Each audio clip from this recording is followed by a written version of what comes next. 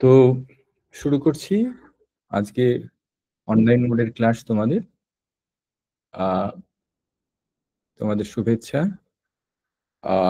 আমি আজকে তোমাদের পড়াবো বাংলা ভাষার শুরুর দিকের একটা বিষয়, যে বাংলা ভাষা পড়তে গেলেই প্রথমত যে প্রশ্নটা আমাদের মাথায় আসে সেটি হচ্ছে বাংলা ভাষার উদ্ভব।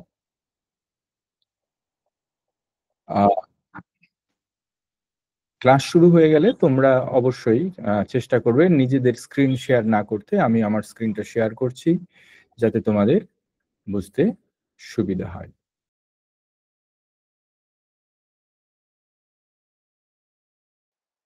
তাদের সাদৃশ্যের ভিত্তিতে বিন্যস্ত করে এবং মূলত তুলনামূলক ভাষাতত্ত্বের পদ্ধতিকে অবলম্বন করে ভাষাতাত্ত্বিক পণ্ডিতেরা এই ভাষা সমূহকে প্রধানত 12টি ভাষা বংশে বর্গীকৃত তথা নির্দিষ্ট করেছেন। কি বললাম? সারা পৃথিবীতে 4000-এর মতন ভাষা প্রচলিত আছে। 4000। সেই 4000 ভাষার যদি জন্মসূত্র, উৎসসূত্র অনুসন্ধান করা যায়, বা যারা করেছেন ভাষাতাত্ত্বিক পণ্ডিতেরা, তারা এই 4000 ভাষার মূল হিসেবে 12টি ভাষা বংশের খোঁজ পেয়েছেন। অর্থাৎ পৃথিবীর প্রায় 4000 ভাষার যে উৎস সেটি 12টি ভাষা বংশ। এই 12টি ভাষা বংশে বর্গীকৃত তথা নির্দিষ্ট ভাষা বর্গের রূপগুলি কি কি? সেগুলি হলো: এক, ইন্দো ইউরোপীয় বা আর্য, সেমিও হামীয়, বান্টু, ফিন্ন উগ্রীয়, তুর্কো মঙ্গল মাঞ্চু, ককেশীয়, দ্রাবিড়, অস্ট্রিক, ভোটচিনীয়, উত্তর পূর্ব সীমান্তীয় এবং এস্কিমো এবং আমেরিকার আদিম ভাষা পরিবার। এই 12টি। সারা পৃথিবীতে যে 4000 মতন ভাষা প্রচলিত আছে তাদের উৎস অনুসন্ধান করলে মূল ভাষা বংশ হিসেবে এই 12টি ভাষা পাওয়া যায়, ভাষা বংশ পাওয়া যায়।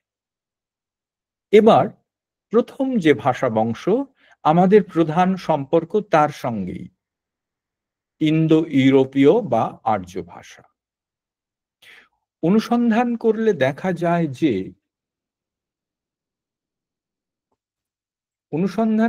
দেখা যায় যে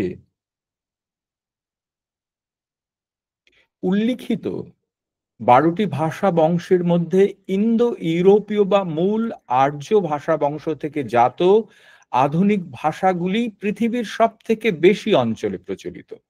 কি বললাম? প্রথম যে ভাষা বংশের কথা আমরা উল্লেখ করেছি, ইন্দো ইউরোপীয় বা আর্য, এই ভাষা থেকে জাত যে সমস্ত ভাষা, সেগুলি সারা বিশ্বের সবচেয়ে বেশি প্রচার লাভ করেছে। যেমন ইউরোপে আমরা পাচ্ছি ইংরেজি, ইউরোপে আমরা পাচ্ছি কি পাচ্ছি? ইংরেজি, ফরাসি, স্প্যানিশ, পর্তুগিজ, জার্মান, ইতালীয় প্রভৃতি। এটা ইউরোপে পাচ্ছি। উত্তর আমেরিকায় পাচ্ছি ইংরেজি, ফরাসি এবং স্প্যানিশ। আর দক্ষিণ আমেরিকায় স্প্যানিশ ও পর্তুগিজ। অর্থাৎ ইন্দো ইউরোপীয় ভাষা বংশ হিসেবে ভাষা বংশের উত্তর অধিকার নিয়ে যে সমস্ত ভাষাগুলি এখন সারা পৃথিবীতে প্রচলিত, তাদের মধ্যে ইংরেজি রয়েছে, ফরাসি রয়েছে, স্প্যানিশ রয়েছে, পর্তুগিজ রয়েছে, জার্মান রয়েছে, ইতালীয় রয়েছে।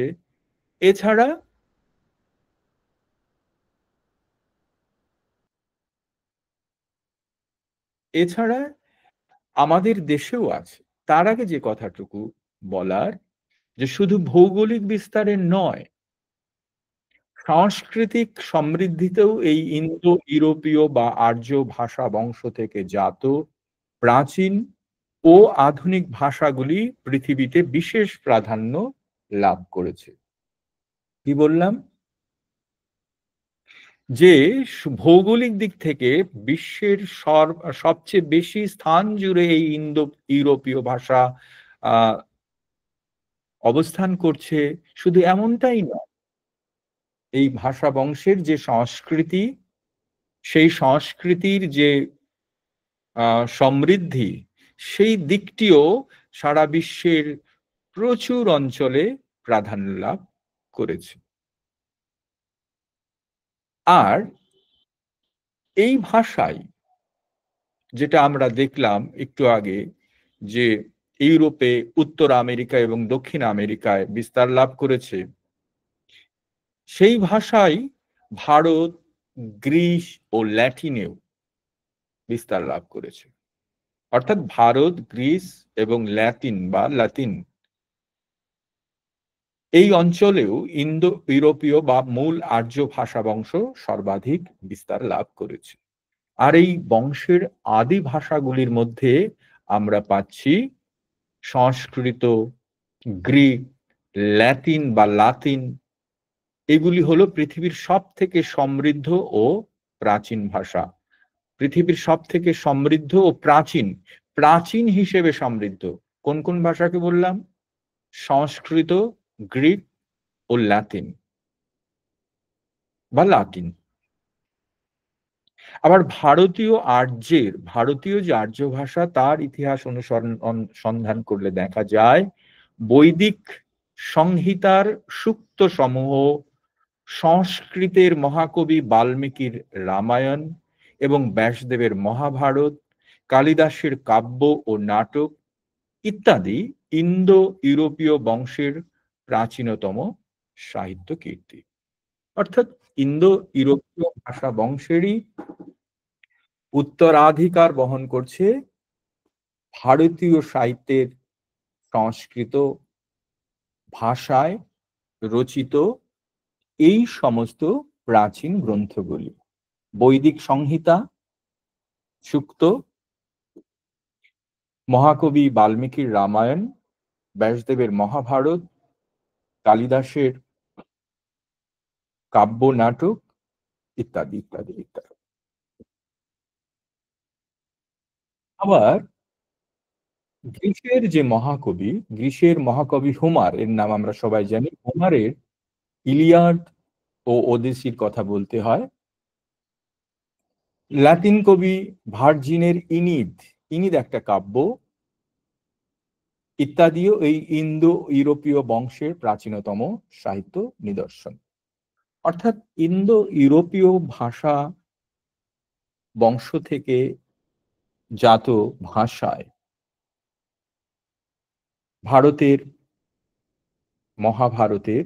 প্রাচীন ভারতের রামায়ণ, মহাভারত, কালিদাসের কাব্য নাটক ইত্যাদি যেমন লিখিত হয়েছে, তেমনি প্রাচীন গ্রিসেও দুটি অথেন্টিক মহাকাব্য রচিত হয়েছে, যার নাম আমরা সবাই জানি। হোমারের একটা ইলিয়াড, একটা ওডিসি।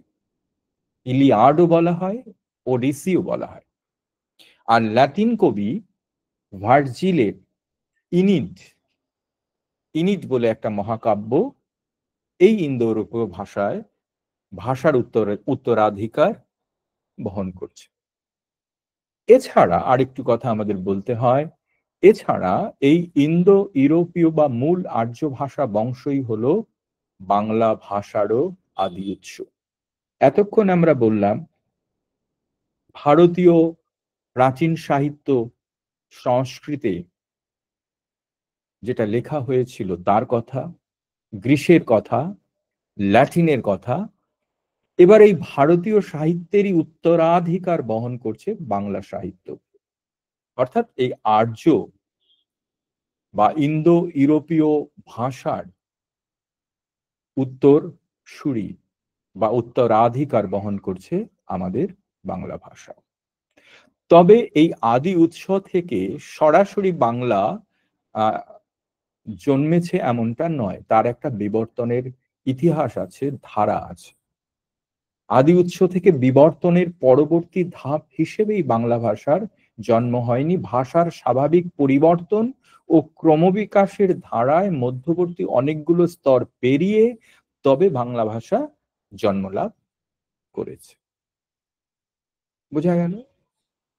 ইন্দো ইউরোপীয় বা মূল আর্য ভাষাভাষী জনগোষ্ঠী কোথায় থেকে এলো?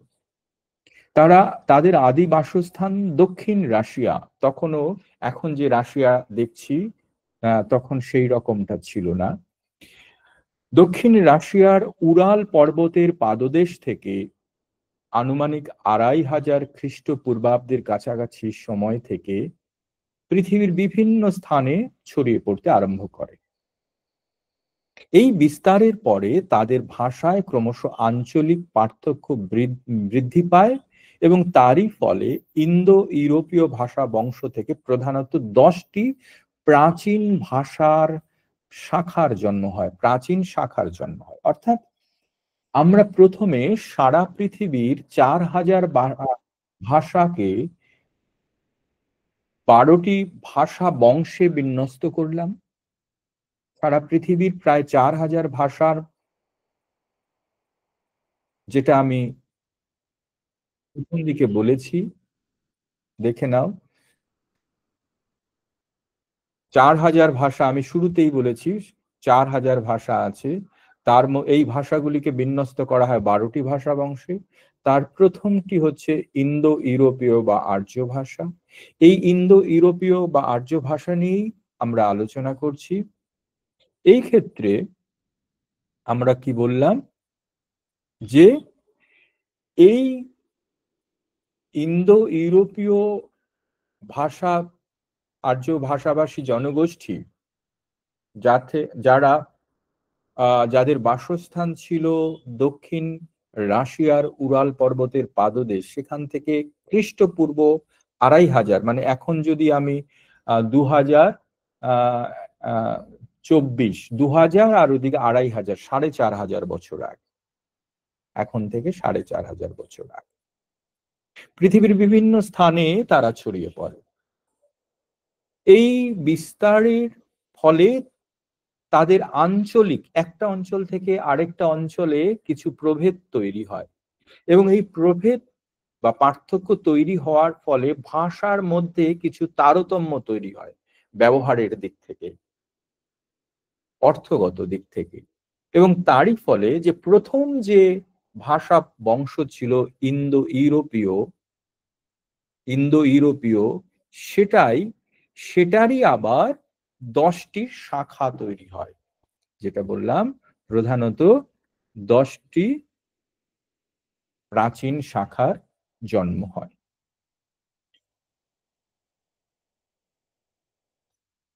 কি?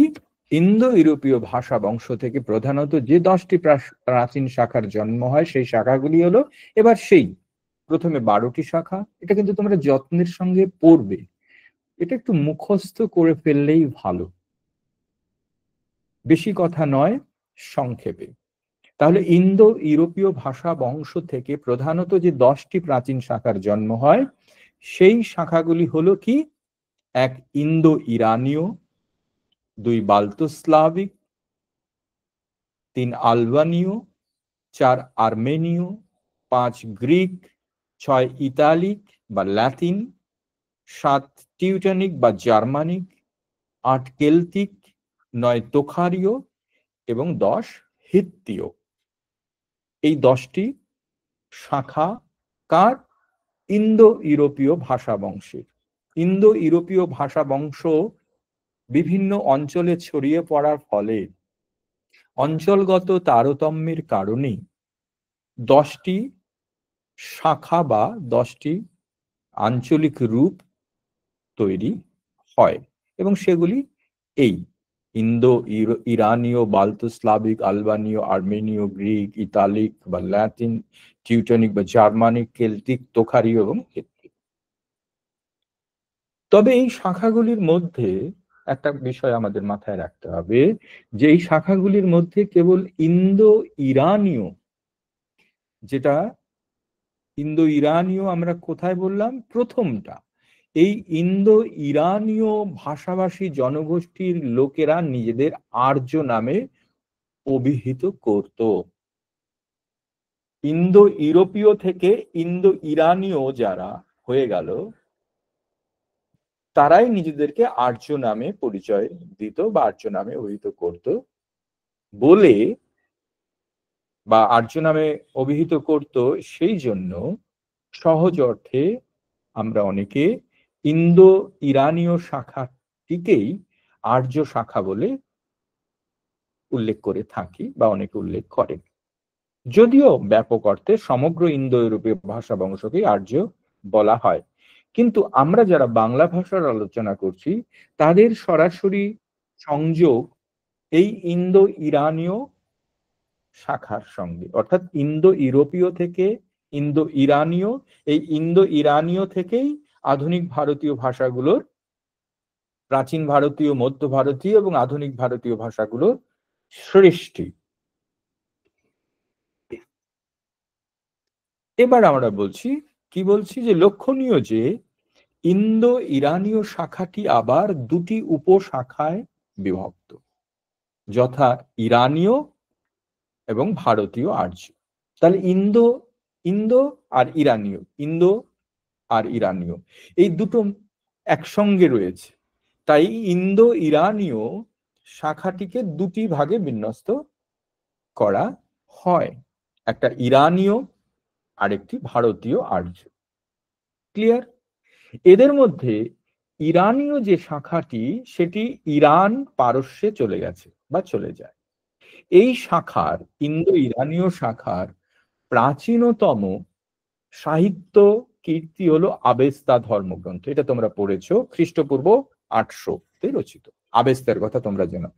এটা ইন্দো ইরানীয় শাখার সাহিত্যিক নিদর্শন। আর ভারতীয় আর্য যে উপশাখাটি ভারতে প্রবেশ করে, যেটাকে ভারতীয় আর্য বলছি আমরা, আনুমানিক 1500 খ্রিস্টপূর্বাব্দে। অর্থাৎ ওরা যাত্রা শুরু করেছিল কবে? আমরা কি বললাম? উরাল পর্বতের পাদদেশ থেকে যাত্রা কবে শুরু করেছিল? খ্রিস্টপূর্ব 2500 বছর আগে। আর ভারতবর্ষে এসে পৌঁছালো কবে? খ্রিস্টপূর্ব 1500 বছর আগে। তার মানে কি হলো? আসতে প্রায় সময় লাগলো 1000 বছর। 1000 বছর তো মানুষের পরমায়ু নয়। তাহলে ওরা বংশ পরম্পরায় এক স্থান থেকে আরেক স্থানে ছড়িয়ে পড়তে পড়তে তাদের একটা অংশ ভারতবর্ষে এসে পৌঁছায়, এবং সেটা 1500 খ্রিস্টপূর্বাব্দে। আর এদের আগমনের সময় থেকেই ভারতীয় আর্য ভাষার ইতিহাসের সূচনা, এবং আজ পর্যন্ত এই আর্য ভাষা নানা পরিবর্তনের মধ্য দিয়ে ভারতবর্ষে বিকাশ লাভ করে চলেছে। ক্লিয়ার? এবার আমরা যেটা পড়ছিলাম তার সূত্রেই বলবো যে খ্রিস্টের জন্মে প্রায় 1500 বছর আগের থেকে শুরু করে খ্রিস্টের জন্মের পরে প্রায় 2000 বছর পর্যন্ত ভারতীয় আর্য ভাষার এই প্রায় 3500 বছরের ইতিহাসকে বিবর্তনের স্তর ভেদে প্রধানত 3টি যুগে ভাগ করা যায়। তাহলে কি ওরা আসলো 1500, খ্রিস্টপূর্ব 1500, আর আমরা এখন অতিক্রম করে আছি 2000, তাহলে 2000 আর ওইদিকে খ্রিস্টপূর্বে 1500, তাহলে 3500 সহজ অঙ্ক। সেই 3500 বছরের ইতিহাসে যে ভারতীয় ভাষার যে ধারা, তাকে আমরা 3টি স্তরে বিন্যস্ত করছি। 1 প্রাচীন ভারতীয় আর্য, 2 মধ্য ভারতীয় আর্য, এবং 3 নব্য ভারতীয় আর্য। ক্লিয়ার? এবার প্রাচীন ভারতীয় আর্য সম্পর্কে যদি আমরা একটা সংক্ষিপ্ত স্পষ্ট ধারণা করতে চাই, তাহলে বলবো আনুমানিক 1500 খ্রিস্টপূর্ব থেকে 600 খ্রিস্টপূর্ব পর্যন্ত প্রাচীন ভারতীয় আর্য ভাষার কালসীমা। 1500 থেকে 600, 1500 থেকে 600, তাহলে কত হলো?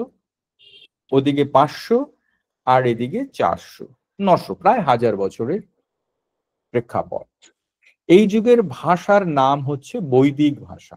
প্রাচীন ভারতীয় আর্য ভাষার সাধারণ প্রচলিত একটা নাম হচ্ছে বৈদিক ভাষা বা ব্যাপক অর্থে সংস্কৃত ভাষা। এর প্রধান নিদর্শন বা শ্রেষ্ঠ নিদর্শন হচ্ছে ঋগ্বেদ সংহিতা।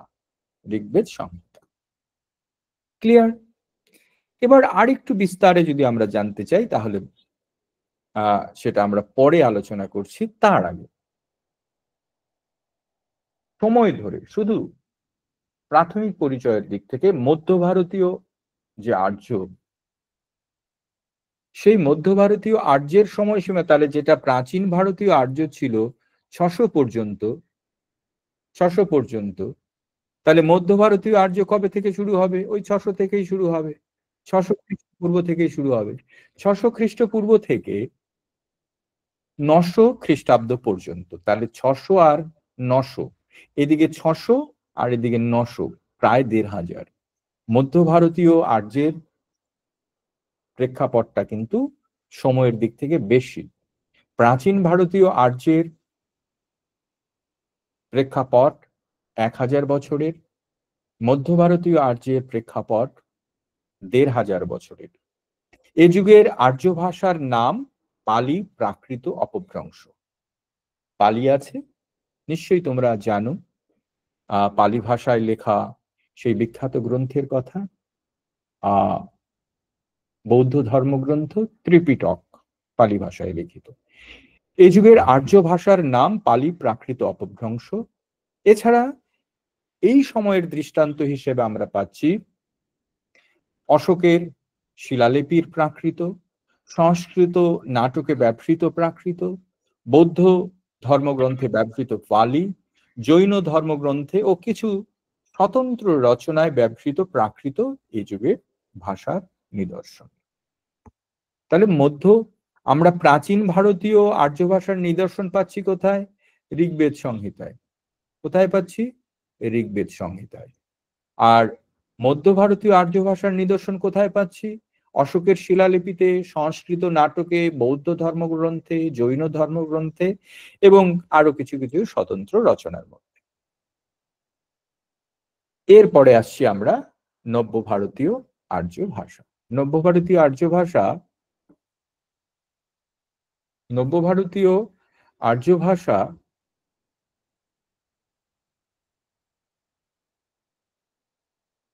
এটা শেষ হলো 900-তে, 900 খ্রিস্টাব্দ। তাহলে নব্য ভারতীয় আর্য ভাষা 900 থেকেই শুরু হচ্ছে, 900 থেকে বর্তমান কাল পর্যন্ত। 900 মানে খেয়াল করে দেখো দশম শতাব্দী। দশম শতাব্দী মানে খেয়াল করে দেখো, আমরা কিন্তু জানি যে খ্রিস্টীয় দশম থেকে দ্বাদশ শতাব্দী হচ্ছে বাংলা ভাষার প্রাচীনতম নিদর্শন চর্যাপদের রচনাকাল। নব্য ভারতীয় আর্য ভাষার কালসীমা আনুমানিক 900 খ্রিস্টাব্দ থেকে বর্তমান কাল পর্যন্ত। বিভিন্ন নব্য ভারতীয় আর্য ভাষার নাম, নব্য ভারতীয় আর্য ভাষার দৃষ্টান্ত হিসেবে আমরা পাচ্ছি বাংলা, হিন্দি, মারাঠি, পাঞ্জাবি, অবধি ইত্যাদি নানা সাহিত্য গ্রন্থ এবং আধুনিক ভারতীয় আর্যদের মুখের ভাষায় এই স্তরের ভাষার নিদর্শন। আমরা যেটা মুখে বলছি, যে শব্দে ভাব প্রকাশ করছে, সেটাও এই নব্য ভারতীয় আর্য ভাষার দৃষ্টান্ত। এবার যেটা কিছু আগে বলছিলাম যে প্রাচীন ভারতীয় আর্য ভাষা সম্পর্কে আমি শুধু সময়টুকু প্রথমে জানলাম। এবার প্রাচীন ভারতীয় আর্য ভাষার থেকে কিভাবে প্রাচীন ভারতীয় আর্য ভাষার থেকে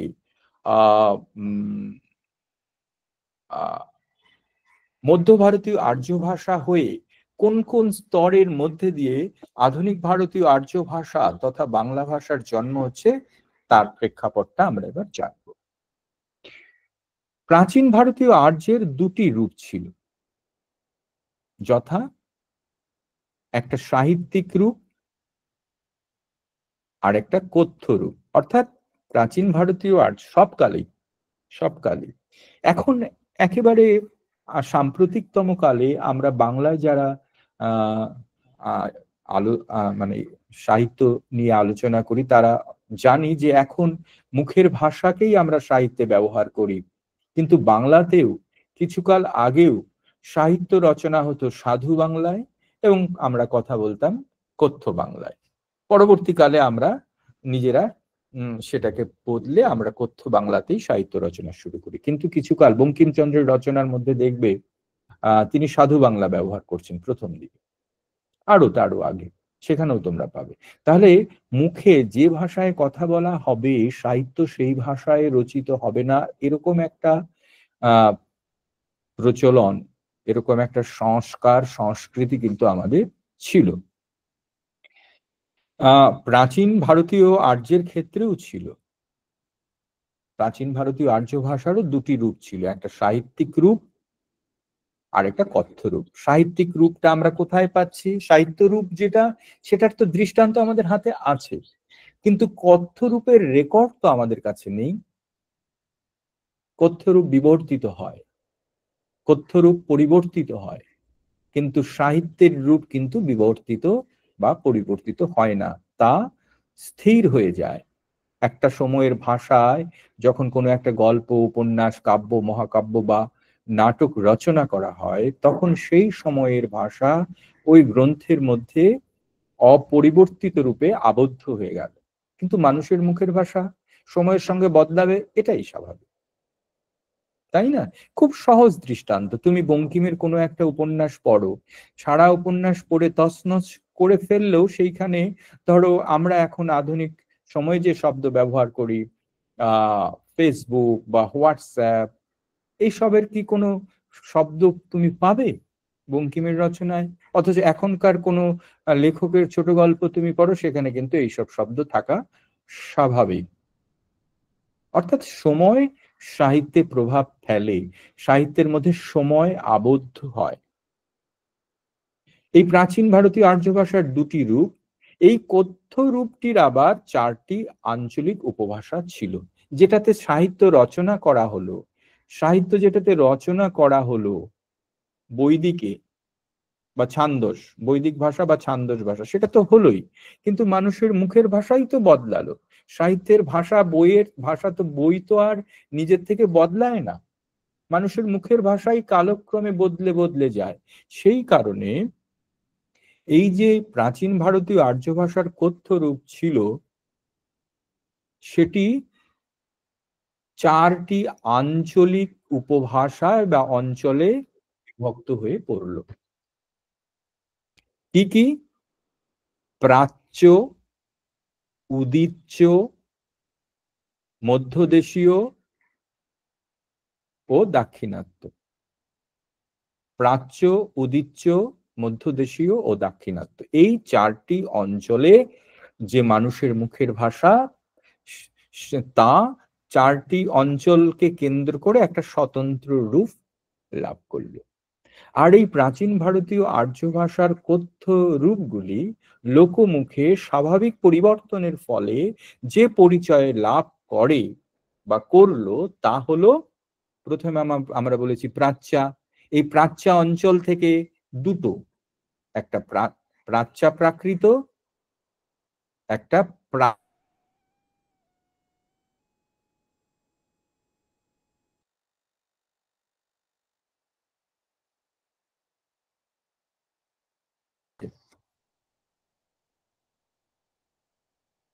প্রাচ্যা মধ্যা প্রাকৃত। উদিচ্যায়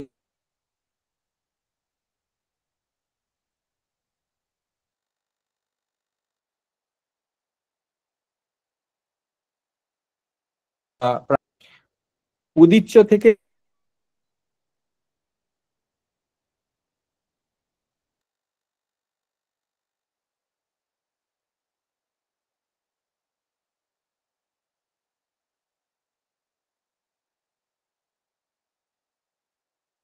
এবং দাক্ষিণাত্য।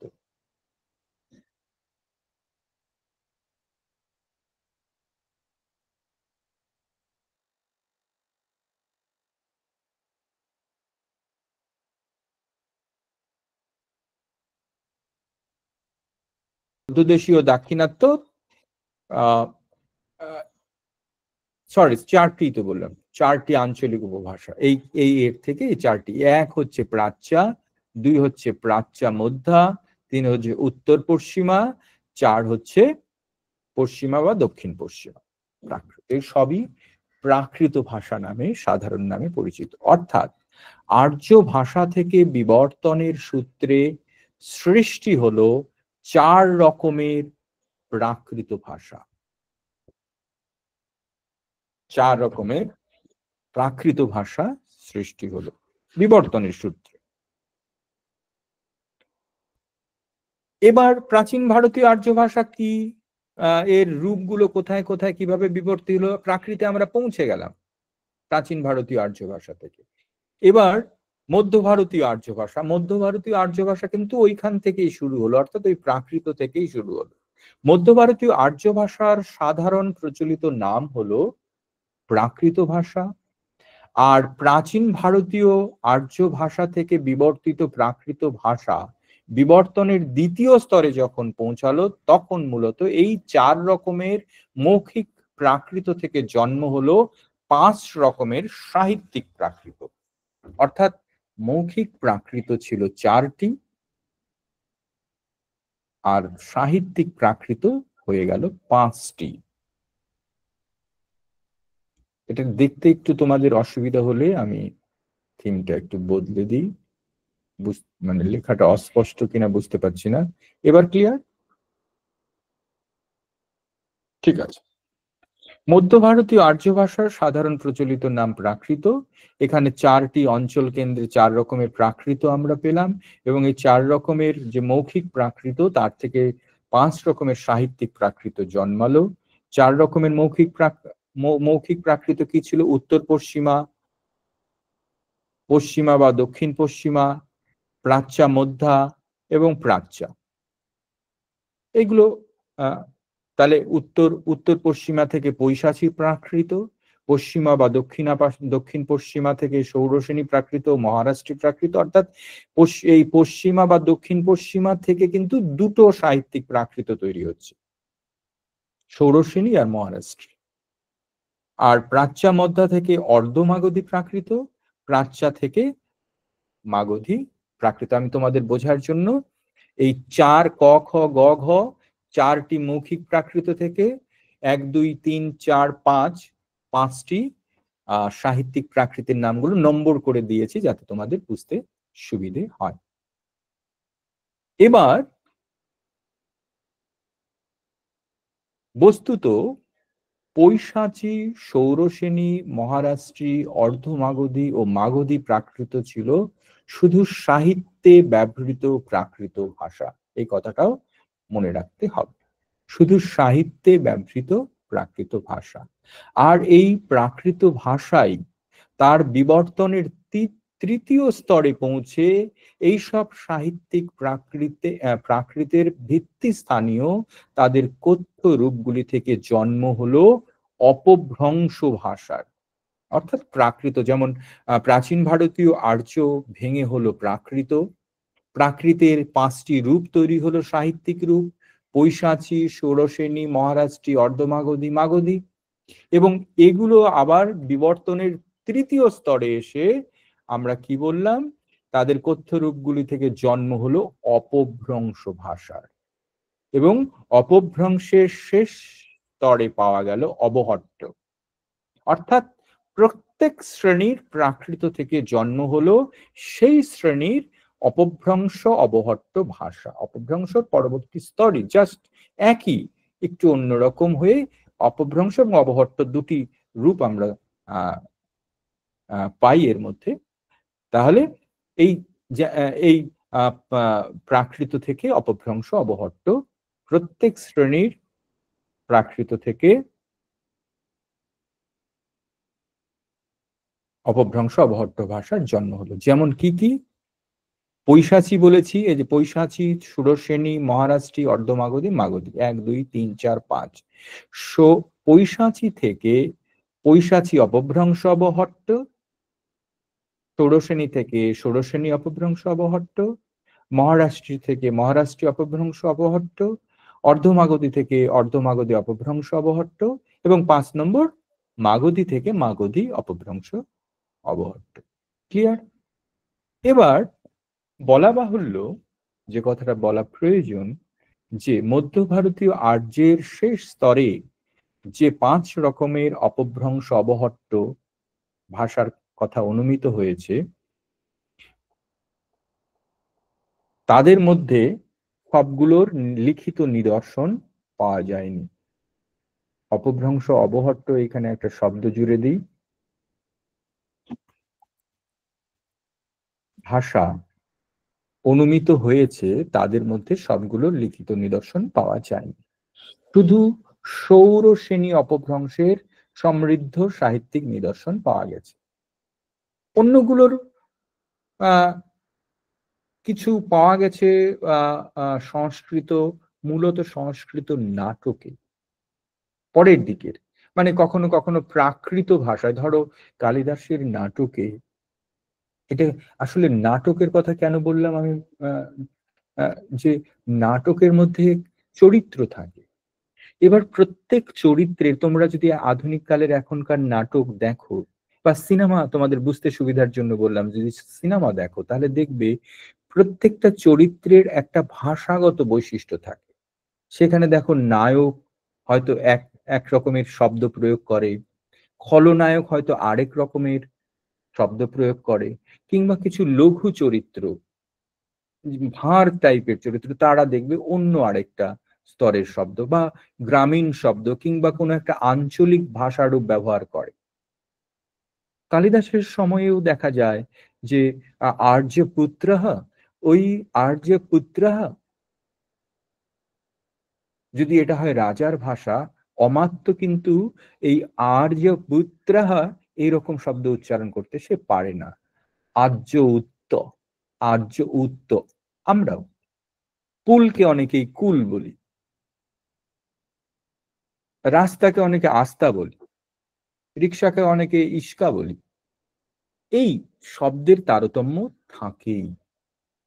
তো এই চরিত্রগুলো থেকে কিন্তু গবেষণালব্ধ সিদ্ধান্তের দ্বারা আমরা এমন আহ, উম, আহ, কিছু তথ্য পেয়েছি, যেখানে সমকালের প্রাকৃত, সংস্কৃত, অপভ্রংশ, অবহট্ট ইত্যাদি ভাষার শব্দের সন্ধান পাওয়া গেছে। এবার তাহলে প্রাচীন ভারতীয় আর্য ভাষা গেল, মধ্য ভারতীয় আর্য ভাষা গেল।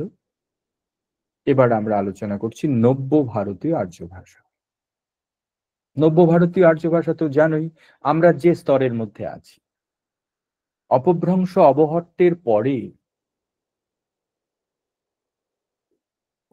অপভ্রংশ অবহট্টের পরে ভারতীয় আর্য ভাষা যখন তৃতীয় স্তরে এসে পৌঁছালো, সেটা সময় আনুমানিক 900 খ্রিস্টাব্দ। আর তখন এই এক একটি অপভ্রংশ অবহট্ট ভাষা থেকেই জন্ম নিল একাধিক নব্য ভারতীয় আর্য। যেমন এইখানে 5টা প্রাকৃত থেকে 5টা অপভ্রংশ অবহট্ট হলো, ঠিক তেমনি নব্য ভারতীয় স্তরে 5টা অপভ্রংশ অবহট্ট থেকে নব্য ভারতীয় আর্য ভাষাগুলোর জন্ম।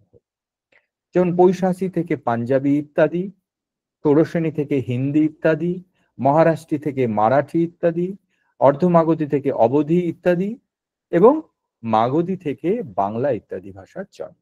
আমি সব নাম এখানে বললাম না। অর্থাৎ বাংলার পূর্ববর্তী যে স্তর রয়েছে আর্য ভাষার, সেটা হচ্ছে মাগধী অপভ্রংশ। আর তোমরা ইতিহাসে নিশ্চয়ই পড়েছো বিরাট মগধ সাম্রাজ্যের কথা। আমরা কিন্তু সেই অঞ্চলেরই আবাসিক বাসিন্দা। ক্লিয়ার? এবার আমি একটু বলবো যে, পরিশেষে বলবো যে সাধারণ ধারণা অনুসারে সংস্কৃত থেকেই বাংলা তথা ভারতের অন্যান্য আধুনিক ভাষাগুলির জন্ম, এরকম একটা মত প্রচলিত আছে।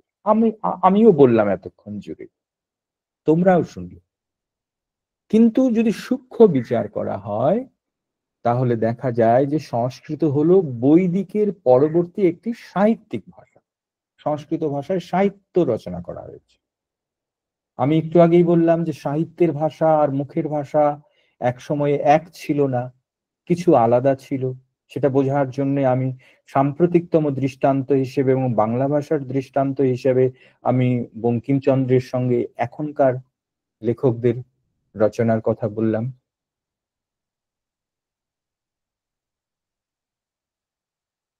সেই রকমটা।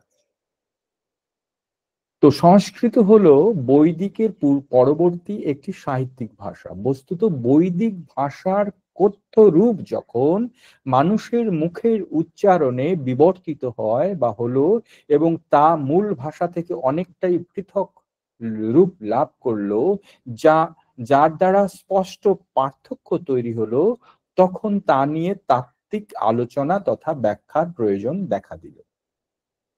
আর এক্ষেত্রে খ্রিস্টপূর্ব ৪র্থ শতাব্দীর একজন পৃথিবী খ্যাত, বলবো পৃথিবী খ্যাত ভাষা বিজ্ঞানী, এখনকার শব্দ অনুযায়ী ভাষা বিজ্ঞানী, আর একটু পুরনো শব্দের দিক থেকে, আমরা ভারতীয় শব্দের দিক থেকে, ভারতীয় যে পুরনো শব্দ সেই দিক থেকে বলবো বৈয়াকরণী, ভাষাতাত্ত্বিক পণ্ডিত পাণিনি, তার নাম আমরা জানি।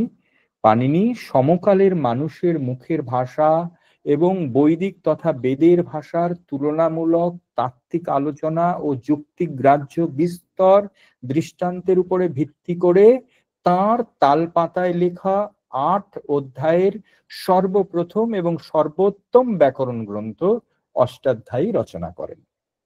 এতগুলো বিশেষণ আমি কিন্তু প্রয়োগ করলাম, একই সঙ্গে বলে দিলাম তালপাতায় লেখা ৮ অধ্যায় বিন্যস্ত পৃথিবীর ইতিহাসে একটা সর্বপ্রথম বলা যায় এবং সর্বোত্তম ব্যাকরণ গ্রন্থ, সেটা হচ্ছে অষ্টাধ্যায়ী রচনা করলেন। কোন সময়ে? খ্রিস্টপূর্ব ৪র্থ শতাব্দীতে।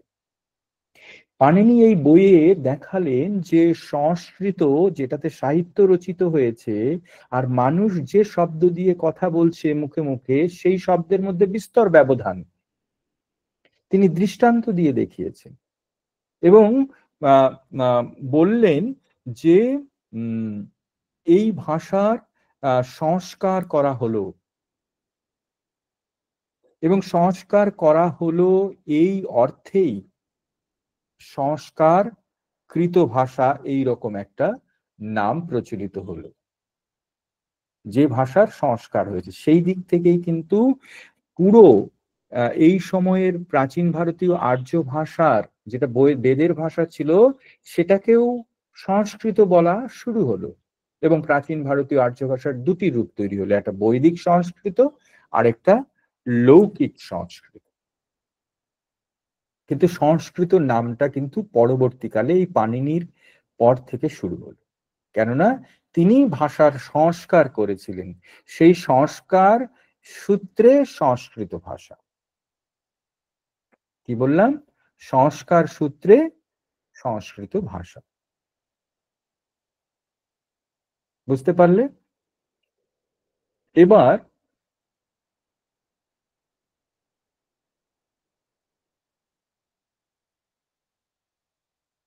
অষ্টাধ্যায়ী থেকে, অষ্টাধ্যায়ী তালপাতা লেখা ছিল, আমি ওয়েবসাইটে যেটা পাওয়া যায় তোমরাও দেখতে পাবে, তার একটা ছবি তোমাদের দেখার জন্য দিয়েছি, তালপাতার পুঁথি। উইকিপিডিয়া থেকে আমি এটা নিয়েছি, অষ্টাধ্যায়ীর একটা পাতার দৃষ্টান্ত। এবার এরপরে আমি বলবো যে কথাটুকু, কথা, এই লেখাটা একটু ছোট হয়ে গেছে, বুঝতে তোমাদের বোধহয় একটু অসুবিধা হবে, এটাকে আমি একটুখানি বাড়িয়ে দিই,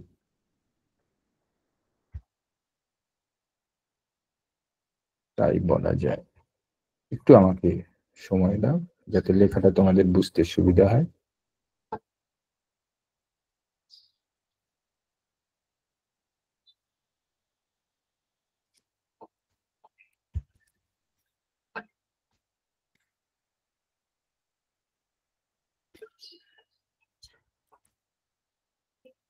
লেখাটা একটু ছোট হয়ে গেছে, আমি একটুখানি সাইজটা বাড়িয়ে দিচ্ছি। যাতে তোমাদের বুঝতে সুবিধা হয়।